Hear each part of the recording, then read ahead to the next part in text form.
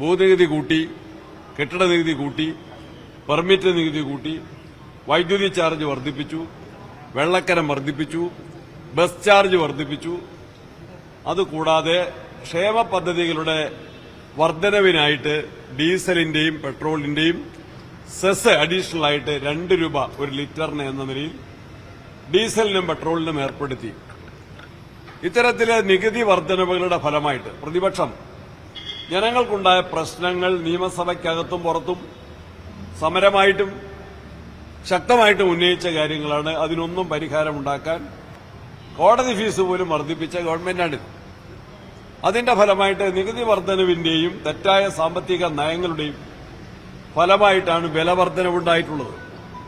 നിത്യോപയോഗ സാധനങ്ങളുടെ വിലക്കയറ്റം പലപ്പോഴും നിയമസഭയിൽ അടിയന്തര പ്രമേയമായിട്ട് കൊണ്ടുവന്നു. ചർച്ചയ്ക്ക് പോലും ഗവൺമെന്റ് വിധേയമാകേണ്ട സാഹചര്യം വന്നു.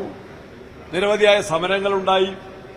അങ്ങനെ വലിയ പ്രയാസത്തിൽ നിൽക്കുന്ന സന്ദർഭത്തിൽ തെരഞ്ഞെടുപ്പ് കാലത്ത് പറഞ്ഞ വാഗ്ദാനങ്ങൾ പോലും പാലിക്കാൻ ഇപ്പോൾ സർക്കാർ ശ്രമിച്ചിട്ടില്ല, കഴിഞ്ഞിട്ടില്ല. ഇതൊരു പൊടിക്കൈ മാത്രമാണ്. എന്തായിരുന്നു കഴിഞ്ഞ ഇലക്ഷൻ സമയത്ത് പറഞ്ഞത്? ക്ഷേമ പെൻഷൻ 2500 ആക്കുമെന്ന് പറഞ്ഞു. എത്ര കൊല്ലം കഴിഞ്ഞു, എത്ര മാസം കഴിഞ്ഞു? തെരഞ്ഞെടുപ്പിന്റെ പടിവാതിക്കൽ നിൽക്കുമ്പോൾ പോലും ആ വാഗ്ദാനം പാലിക്കപ്പെട്ടിട്ടില്ല. റബ്ബർ കർഷകർക്ക് കൊടുക്കുന്ന ആനുകൂല്യം 250 രൂപയാക്കും ഒരു കിലോയ്ക്കെന്ന് പറഞ്ഞു. അത് പ്രകടന പത്രികയിൽ പരസ്യമായിട്ട് പറഞ്ഞ കാര്യമാണ്. അതാവശ്യപ്പെട്ട കോട്ടയത്തെ MP ആയിരുന്ന ചാഴികാടനോട് മുഖ്യമന്ത്രി നവകേരള സദസ്സിൽ പറഞ്ഞത് അത് ചർച്ച ചെയ്യേണ്ട സമയമല്ല ഇത് എന്നാണ്. കാരണം അത് ചർച്ചയ്ക്ക് ഗവൺമെന്റ് തയ്യാറായിരുന്നില്ല. ഇപ്പോൾ 250 രൂപ പ്രഖ്യാപിച്ചവർ 200 രൂപ മാത്രം ഇപ്പൊ അനുവദിച്ചിരിക്കുകയാണ്. എല്ലാ കാര്യങ്ങളിലും ആശാവർക്കർമാരുടെ സമരത്തിലെ ഡിമാൻഡ് എന്താണ്? അവർക്ക് 1000 രൂപ മാത്രം കൊടുത്താൽ അവരുടെ ജീവിത ദുരിതം പരിഹരിക്കാൻ സാധിക്കുമോ? PSC ചെയർമാന് 4,10,000 രൂപ പ്രതിമാസം ശമ്പളം വർദ്ധിപ്പിച്ചു കൊടുത്ത PSC മെമ്പർമാർക്ക് ലക്ഷക്കണക്കിന് രൂപയുടെ ശമ്പള വർധനവ് നൽകിയ ഗവൺമെന്റ് സാധാരണക്കാരെ ജീവിതം ദുരിതത്തിലാക്കിയിട്ടുള്ള സാധാരണക്കാരുടെ രക്ഷയ്ക്ക് പര്യാപ്തമായ നടപടികൾ സ്വീകരിച്ചിട്ടില്ല. ഇതിൽ എന്തെങ്കിലും ആത്മാർത്ഥതയുണ്ടായിരുന്നെങ്കിൽ ഒരു ഗവൺമെന്റിന്റെ ആരംഭകാലത്താണ് നടപ്പിലാക്കേണ്ടത്. പ്രകടന പത്രികയിലെ വാഗ്ദാനങ്ങൾ നടപ്പിലാക്കേണ്ടത് ഇനീഷ്യൽ സ്റ്റേജിലാണ്, ആദ്യത്തെ ബഡ്ജറ്റിൽ തന്നെയാണ്. ഇത് അവസാനം ഇപ്പോൾ ആളുകളുടെ കണ്ണിൽ പൊടിയിടുന്നതിന് വേണ്ടിയാണ് ഈ കുതന്ത്രം എന്ന് ഞങ്ങൾ മനസ്സിലാക്കിയാണ്. ജനങ്ങൾ അത് മനസ്സിലാക്കി കഴിഞ്ഞു എന്നാണ് ഞങ്ങളുടെ വിലയിരുത്തൽ. പറഞ്ഞ കാര്യങ്ങൾ സമയത്ത് നടപ്പിലാക്കാത്തത് തെറ്റാണെന്നാണ് ഞാൻ പറഞ്ഞത്. പ്രകടന പത്രികയിലെ വാഗ്ദാനം എന്തിനാണ്? നമ്മൾ റിലേയിൽ ഓടുന്നത് എങ്ങനെയാണ്? എല്ലാ ആളുകളും ഓടണ്ടേ? എല്ലാ സമയത്തും ഓടണ്ടേ? 4.5 കൊല്ലം വരെ എന്തിന് കാത്തിരുന്നു? വാഗ്ദാന ലംഘനം നടത്തി ജനങ്ങളെ വഞ്ചിച്ചു. അതിന് ജനങ്ങൾക്കുള്ള ശക്തമായ പ്രതിഷേധമുണ്ട്. അത് ബാലറ്റ് പേപ്പറിലൂടെ പ്രകടിപ്പിക്കും. നിലമ്പൂരിൽ കണ്ടതാണ്. ഞങ്ങൾ ശക്തമായ സമരങ്ങൾ നടത്തിയതാണ്. ആ പശ്ചാത്തലത്തിൽ ജനങ്ങളെ ഭയന്ന്, അതുകൊണ്ടാണ് ഞാൻ കൃത്യമായ വാക്ക് തന്നെ ഉപയോഗിച്ചത്, കണ്ണിൽ പൊടിയിടാൻ. അവസാനത്തെ 6 മാസം തികച്ചില്ല. അതിനിടയിൽ 2 ഇലക്ഷനാണ്. അതിനുവേണ്ടിയുള്ള ഒരു ഇലക്ഷൻ കുതന്ത്രം മാത്രമാണ്. Nothing sincerely done.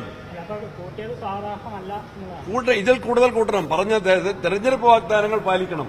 കുടിശ്ശിക എത്ര കൊടുക്കാനുണ്ട് ഞങ്ങൾ ആവശ്യപ്പെടുന്നു. ഈ കാര്യങ്ങളിലെല്ലാം ഇപ്പൊ DA 17% കുടിശ്ശികളുടെടുത്താണ് 4% വർധനവ്. കുടിശ്ശിക തീർത്തു കൊടുക്കുമോ? ഇതിന് മുൻകാല പ്രാബല്യം നടപ്പിലാക്കുമോ? എന്റെ ലളിതമായ ഒരു ചോദ്യമാണ്. തെരഞ്ഞെടുപ്പ് വാഗ്ദാനങ്ങളുടെ പശ്ചാത്തലത്തിൽ ക്ഷേമ പെൻഷൻ 2500 രൂപയായി മുൻകാല പ്രാബല്യത്തോടെ നടപ്പിലാക്കുമോ? റബ്ബർ സബ്സിഡി 250 രൂപയായി മുൻകാല പ്രാബല്യത്തോടെ നടപ്പിലാക്കുമോ? I challenge the government. അതാണ് ചോദിക്കുന്നത്.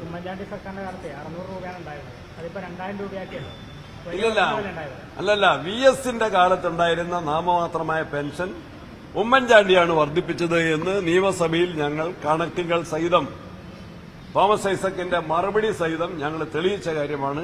അതല്ല ഇവിടുത്തെ വിഷയം. അത് വീണ്ടും ആവർത്തിക്കുന്നതിൽ കാര്യമില്ല. വാഗ്ദാന ലംഘനങ്ങളുടെ പരമ്പരയാണ് ഇപ്പൊ ഗവൺമെന്റ് നടപ്പിലാക്കുന്നത്. പെൻഷൻ വരാനായിട്ട് സാധാരണക്കാരെ സംബന്ധിച്ചിടത്തോളം അല്ലെങ്കിൽ 2000 പെൻഷൻ വന്നു കഴിഞ്ഞപ്പോൾ അത് പാവപ്പെട്ടവരെ സംബന്ധിച്ചിടത്തോളം അതാണ് ഞാൻ ചോദിച്ചത്. 2500 കൊടുക്കാമെന്ന് പറഞ്ഞ് പെട്രോളിനും ഡീസലിനും 2 രൂപ ലിറ്ററിന് സെസ് ഏർപ്പെടുത്തിയ ആ പൈസ ഗവൺമെന്റിൽ നിന്ന് പിടിച്ചുപറിച്ച ആളുകൾ ഇപ്പൊ 2500 എന്തുകൊണ്ട് കൊടുത്തില്ല കഴിഞ്ഞ 4 മാസക്കാലം? ഇപ്പൊ എന്തുകൊണ്ട് 2500 വർദ്ധിപ്പിച്ചില്ല? ഓഫർ പറഞ്ഞാൽ പാലിക്കണ്ടേ?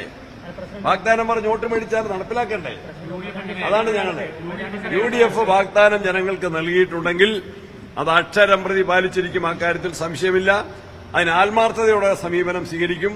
ആത്മാർത്ഥതയുണ്ടെങ്കിൽ ഞങ്ങൾ പ്രതിപക്ഷ നേതാവ് രാവിലെ വാർത്താ സമ്മേളനത്തിൽ പറഞ്ഞു, ആത്മാർത്ഥതയുണ്ടെങ്കിൽ ഗവൺമെന്റ് അധികാരത്തിൽ വന്നാൽ ആദ്യത്തെ ബഡ്ജറ്റിൽ പ്രഖ്യാപിക്കണം, അവസാനത്തെ ബഡ്ജറ്റിലല്ല. വൈകിപ്പോയി. It is to late.